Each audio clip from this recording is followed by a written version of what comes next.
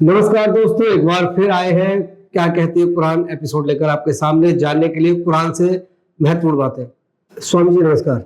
नमस्कार। आज हम बात कर रहे हैं, आप कहते हैं कि सारी बातें कोरोना की कुरान में लिखी है। जी हाँ। तो लोग अपना मुंह क्यों नहीं खोलते, क्यों नहीं करते इस बारे में बात, क्यों नहीं चल रही चर्चाएं? देखिए, आप किस धर्म से हैं?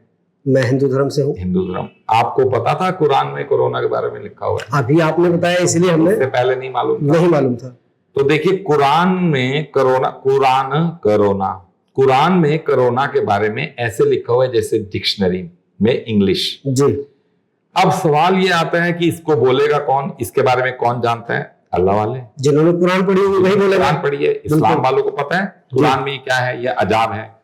ग्लोबली जब भी आएगा अजाब तो समझिए धरती पे कोई पैगाम आया हुआ है ग्लोबली। जी। देखिए, रीजनल महामारियां हुई, कभी प्लेग हुआ, कभी ये हुआ। 100 साल पहले ये जो डॉक्टर बोलते रहते हैं कि एम्स के गुलेरिया ये तो आती रहती है बीमारी, ये म्यूटेट करती है, ये करती है, मगर एक ऐसी बीमारी जिसका कोई तोड़ ही नहीं मिल रहा, जिसके बारे में कुछ पता ही नहीं चल रहा, तो ये कुरान में इसको अजाब बुलाया गया है। ये विभिन्न नबियों के टाइम पे जिस नबी ने, पैगंबर आया, रसूल आया, उसने जब जब मैसेज दिया धरती पे, धरती वाले नहीं माने तो भगवान ने फिर बीमारी बढ़ाकर उनको मार दिया, या कोई नेचुरल क्लाइमिटी कर दी, या कोई वर्ल्ड वॉर कर दी, या कोई वॉर कर दी।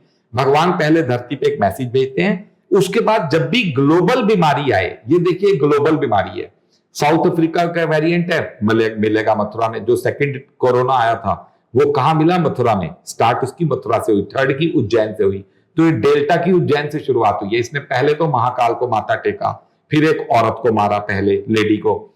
तो ये सब जब इसका पूरा वर्णन होगा, पूरा सागर मंथन इसकी जब जांचें होंगी, तो पता चलेगा कि दूसरा आया को मथुरा में कृष्ण भगवान के उसने प्राण छुए, तीसरा आया अब ये उज्जैन से उसने शुरुआत की। ये तांडव दिखाएगा डेल्टा प्लस। आपको जो पहले भी बताया गया है कि पहले में वेंटिलेटर खत्म हुए, दूसरे में ऑक्सीजन खत्म हुई, इस बार कोई नया तमाशा होगा, डॉक्टरी छोड़कर भाग जाएंगे मैदान जंग। तो ये देखिए कुरान के अंदर इसके बारे में, कोरोना के बारे में बड़ा प्रिसाइसली लिखा हुआ, मगर बोले कौन, बोलेंगे कौन? इस्लाम वाले। इस्लाम वालों को पता है कि ग्लोबल अजाब चल रहा है, इसका मतलब कोई पैगंबर आया हुआ है, कोई मैसेज आया हुआ है। अब देखिए, वो सऊदी अरब को उसने ऑलरेडी साल 1.5 साल पहले कोई मेल भेजी थी, उसका रिसिप्ट आ गया था 2 लाइन का, शायद उन्होंने पढ़ी या नहीं पढ़ी। अब इधर देखिए प्रिंस बड़े रिफॉर्म्स कर रहे हैं। आपको जानकर बड़ी हैरानी होगी कि मक्का सबके लिए खोल दिया गया। अब मक्का खाली इस्लाम वालों के लिए नहीं रहा, काबा वो सबके लिए खुल गया। वहां पर लेडीज को छूट मिल रही है, हदीसों को वो रिजेक्ट कर रहे हैं। प्रिंस सऊदी अरब के पिछले 5, 7, 8 सालों से कह रहे भाई ये तो लड़ाइयों में हमारी अगली 10 पुश्तें खत्म हो जाएंगी, जो ये लड़ाइयां चल रही हैं गल्फ की, ये इस्लाम हमारा इस्लाम नहीं है, हमारा कोई और इस्लाम है, जिसको प्रिंस बड़ी शिद्दत से ढूंढ रहे हैं। प्रिंस कौन? सऊदी अरब के। और ये सारी बातें जो है ना, ये लिखित हुई है कुरान में, मगर अल्लाह वालों को हथकड़ी कहां लग गई? लास्ट शब्द पे। वो लास्ट जो नबी उन्होंने अपना बोल दिया, उसके बाद वो नबी सोच नहीं सकते, इसलिए जिनको पता है वो बोल नहीं रहे।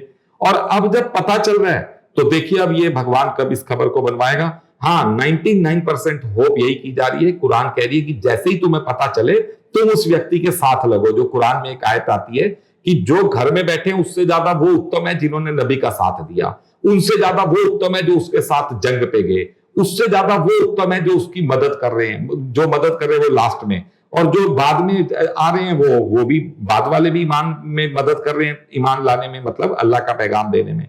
तो ये सारी बातें बड़ी अजीब हैं। ये इस्लाम वालों को तो इसके बारे में खूब अच्छे से पता है। अब ये वीडियो वगैरह के जरिए और इधर खबरें वो दे ही रहा है, उसने पूरे भारत के सारे राज्यों के गवर्नर सबको ये खबर भेजी है। किस तरीके से, देखिए कहां से खबर तो ये मान लिया जाए कि जो जिस व्यक्ति की आप बात कर रहे हैं उसकी ब्रह्मांड यात्रा की विश्व पटल पर जब तक खबर नहीं आएगी तब तक कोरोना से छुटकारा नहीं मिलेगा। 1 सेंटीमीटर भी नहीं छुटकारा मिलेगा। कोरोना नए नए रूप लेकर आएगा, कभी डेल्टा प्लस, कभी लंबेटा। देखिए ये मेराज की घटना कहते हैं इस्लाम में, इसको इब्राहिम पद्धति में इसको घटना को मेराज की कहते हैं। ये जब एक व्यक्ति ऊपर होकर आता है, वो धरती पे नीचे आता है, द टाइम जितनी देर ड्यूरेशन में वो तैयारियां करता है, तब तक तो अल्लाह उसे तैयारियां करने देते हैं। वो तैयारियां करता ही है, उसका मजाक उड़ता है उसके समाधि की। बाइबल कहती है कि नबी का, रसूल का, प्रॉफिट का अपने शहर और अपने कुनबे के अलावा कहीं बेइज्जती नहीं होती। तो उसकी शहर में उसकी खूब बेइज्जती हो रही है। कोई उसको ढोंगी बाबा बुला रहा है, कोई उसको कुछ बुला रहा है। जैसे वो तौरात में आ भी रहा है कि उसके सैकड़ों नाम होंगे, तो वो परिवार में बड़ी जलालत झेल रहा है, बहुत बेइज्जतियां झेल रहा है अपने समाज में, दोस्तों में, सब जगह वो डीमेरिट में उसको डिस्कार्ड करते जा रहे हैं कि तो पागल हो गया, काम काज छोड़ चुका है, भगवान की बातें कर रहा है।